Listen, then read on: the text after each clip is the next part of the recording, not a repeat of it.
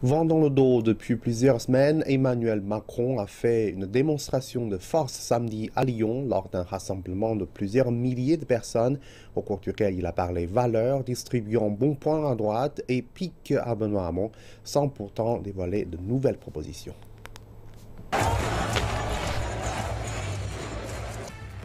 Voyant la preuve d'envie et d'enthousiasme dans la présence, selon les organisateurs, de 8000 personnes à l'intérieur du Palais des Sports et de plusieurs milliers d'autres devant les écrans géants à l'extérieur, il a fait un discours de plus d'une heure et demie alors que Marine Le Pen tenait sa convention présidentielle dans la même ville.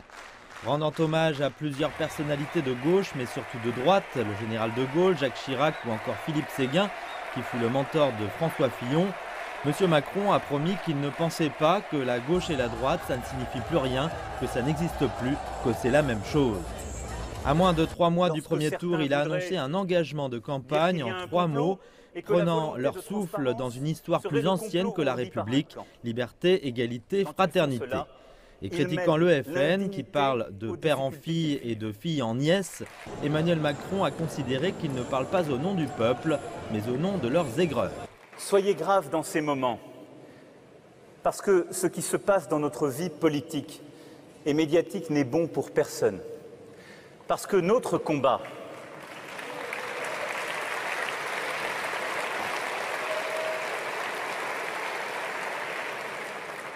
c'est de tout faire pour que ce qui se passe ne bénéficie pas avant tout au parti du Front National.